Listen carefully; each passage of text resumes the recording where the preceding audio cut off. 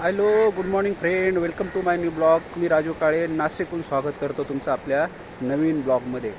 तर मित्रांनो, आज मी आलो आहे नाशिकमधील एक ठिकाणी, ज्या ठिकाणी तुम्हाला मी दाखवणार आहे आज खूप सुंदर आणि भव्य असं दृश्य.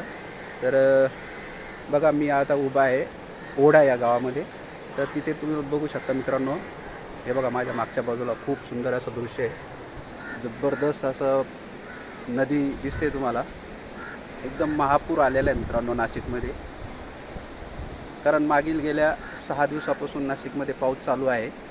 खूप जबरदस्त मोठ्या प्रमाणात पावसाचं इथे चालू असल्यामुळे ना, गंगापूर धरणातून इथे पाणी सोडण्यात आलं आहे. तर तुम्ही बघू शकता, बघू शकता तुम्ही, खूप सुंदर असं भव्य असं एकदम दिसेल तुम्हाला माझ्या समोर. हे बघा, खूपच पाणी आहे. आणि बघू शकता तुम्ही, गोदावरी नदी आहे ना मित्रांनो, एकदम फुल पाऊस ओसंडून वाहत आहे एकदम. बघू शकता तुम्ही, खूप मोठं पात्र आहे मित्रांनो हे. बघू शकता तुम्ही, एकदम तुडूंब भरून वाहते नदी. बघू शकता, लांबच लांब त्याचं पात्र आहे. थोडं झूम करून दाखवतो मी तुम्हाला. बघू शकता तुम्ही, एकदम खूप मोठ्या प्रमाणात नाशिकच्या परिसरामध्ये पाऊस झाल्यामुळं नदीला पूर आलेला आहे मित्रांनो. बघू शकता, इथे काही छोटे छोटे मंदिर पण आहेत, ते पण पाण्याखाली जाताना दिसतील तुम्हाला. हे हनुमानची मूर्ती आहे समोर बघा. एकदम खूप जबरदस्त पाऊस झालेला आहे नाशिकमध्ये. काही एक आठवड्यापासून सारखं कंटिन्यू पाऊस चालू आहे मित्रांनो. त्याच्यामुळे बघू शकता तुम्ही, गोदावरी नदी आहे नाशिकमध्ये. जबरदस्त खूप मोठं पात्र आहे त्या नदीचं. खूप पाणी आहे सगळीकडे.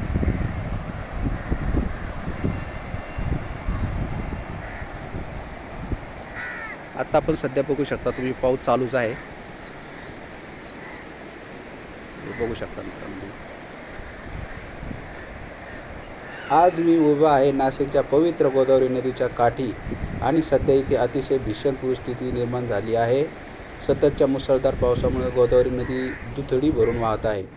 मित्रांनो, चांदोरी, सायखेडा आजूबाजूच्या अनेक गावांमध्ये पुराचं पाणी शिरलं आहे. अनेक शेतजमीन पाण्याखाली गेले असून नागरिकांना मोठा फटका बसला आहे. या भागात प्रशासन सतर्क असून नागरिकांना सुरक्षित ठिकाणी जाण्याचं आवाहन केलं जात आहे.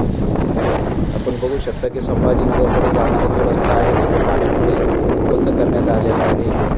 त्यामुळे प्रवास करताना काळजी घ्या मित्रांनो. आणि जर अत्यावश्यक असेल तरच प्रवास करा, अनावश्यक प्रवास टाळा.